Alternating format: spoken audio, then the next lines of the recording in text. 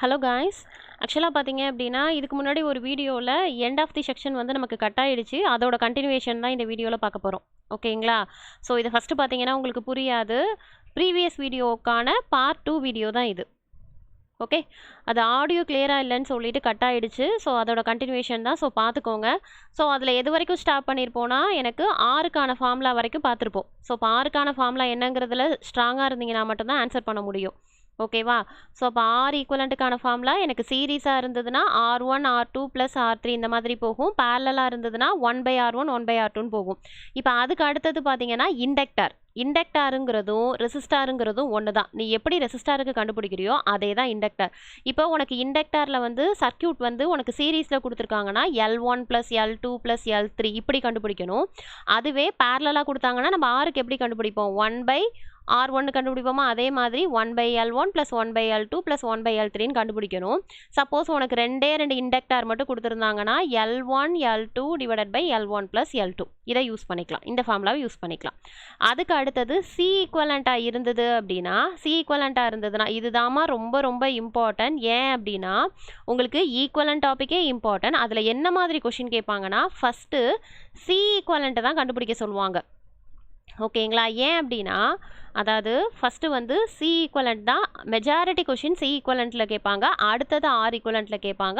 அதுக்கு அடுத்தது எல் ஈக்குவலண்ட்டுங்கிறது ரொம்ப ரேராக தான் கேட்பாங்க. நீங்கள் சம்ஸ் எடுத்து பார்த்தீங்கனாலே தெரியும், எல் ஈக்குவலண்ட்டில் சம்ஸே இருக்காது. பட் சியில் தான் இருக்கும். ரீசன் என்னென்னா நம்ம டிஃபால்ட்டாக அந்த 3 hours டென்ஷனில் நம்ம என்ன பண்ணுவோம்னா ஆட்டோமேட்டிக்காக ஆர் ஈக்குவலண்டோட ஃபார்முலாவை சப்ஸ்டியூட் பண்ணி சி ஈக்குவலண்ட்டை தப்பாக கண்டுபிடிப்போம்.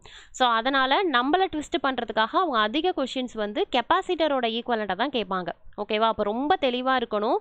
கெப்பாசிட்டரோட ஈக்குவலண்ட்டு சீரீஸாக இருந்ததுன்னா என்ன கண்டுபிடிக்கணும்? 1/C1 + 1/C2 + 1/C3ன்னு கண்டுபிடிக்கணும். அதுவே கெப்பாசிட்டர் எனக்கு பேரலாக இருக்குன்னா C1 + C2 + C3 அப்படின்னு கண்டுபிடிக்கணும்.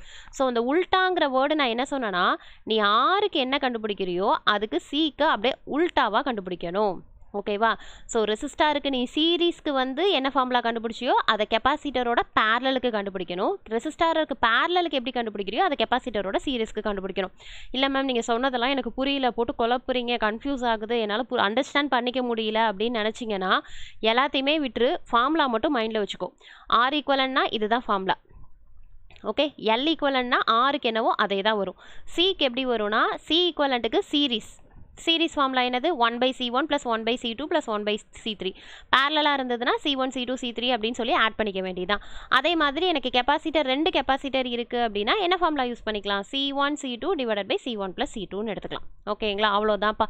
இப்போ நான் சொன்னது உங்களுக்கு தெளிவாக புரிஞ்சிருக்கு அப்படின்னா நீ ஜஸ்ட்டு என்ன பண்ணுறனா இந்த சம்மை பாஸ் பண்ணி வச்சுட்டு ஆன்சர் என்ன வருதுங்கிறத கீழே கமெண்ட் பண்ணு. ஓகேங்களா? இல்லை மேம் எனக்கு இப்போவும் டவுட் இருக்குது, இந்த சம் நீங்கள் போட்டு காமிங்க, அதுக்கப்புறம் நான் சம்ஸ் ட்ரை பண்ணுறேன் அப்படிங்கிறவங்க வீடியோ கண்டினியூ பண்ணுங்கள்.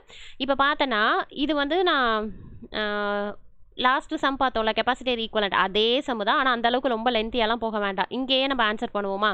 ஸோ அப்போ இது 3 எனக்கு எதில் இருக்குது? சீரீஸில் இருக்குது. அப்போ 10 40 10 இது 3 சீரீஸ் அப்படின்னா என்ன வரும்?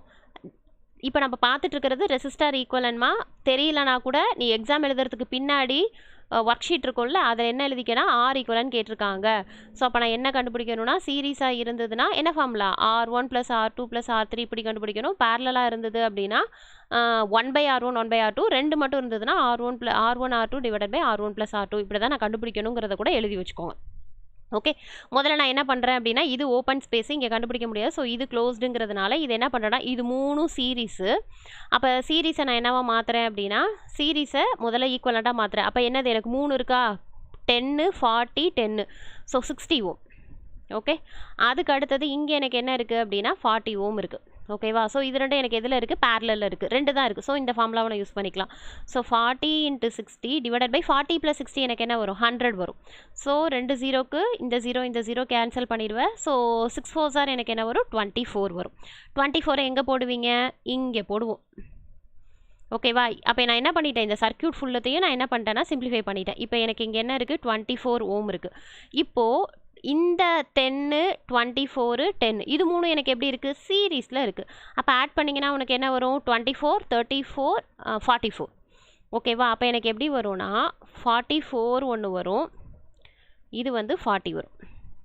ஓகேவா? இப்போ இது ரெண்டும் எனக்கு எப்படி இருக்குது? பேரலாக இருக்குது.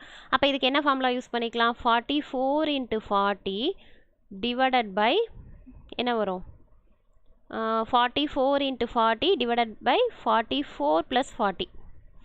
ஸோ கீழே ஆட் பண்ணிங்கன்னா என்ன வரும்னா, ஒரு நிமிஷம் இருங்கம்மா, இது கேல்குலேஷன் கொஞ்சம் பெருசாக போகுது, கீழே போய்க்கலாமா? ஸோ 44 × 40 டிவைடட் பை 84 வருமா? ஓகே.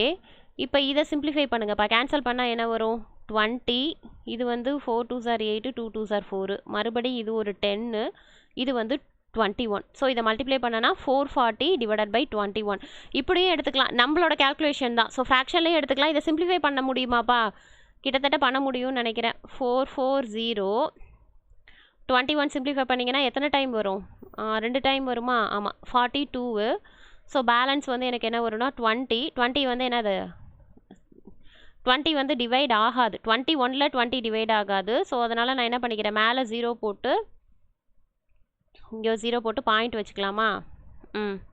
அப்போ என்ன வரும்? 221 அப்படின்னா எத்தனை டைம்? ஒரு 8 டைம், 8 டைமோ 9 டைமோ வரும். ஓகேங்களா? ஸோ இப்படியும் பண்ணிக்கலாம். இல்லை அப்படின்னா இந்த வேல்யூவை அப்படியே டேரெக்டாகவும் எடுத்துக்கலாம். ஓகேங்களாப்பா?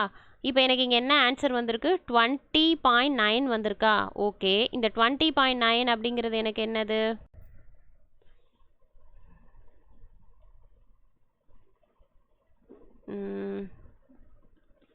ஸோ இங்கே தான் நான் என்ன பண்ணேன், 40க்கும் 44க்கும் போட்டேன்னா, அப்போ இங்கே எனக்கு என்ன வந்துடுச்சு? 20.9 சம்திங் ஏதோ போயிட்டே இருக்கும். எனக்கு அது தேவையில்ல, 20.9 கிட்ட வருதுன்னு வச்சுக்கோங்க.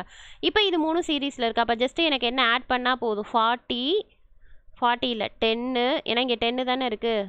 ஸோ 10 20.9 10 ஈக்குவல் டு, இல்லை நீ ஜஸ்ட்டு 440 டிவைடட் பை 21 வச்சுக்கலாம். வச்ச அப்படின்னா எல்சிஎம் எடுத்து ரொம்ப லென்த்தியாக போகும். அதுக்கு நீ இந்த மாதிரி சிம்பிளிஃபை பண்ணிக்கலாம்.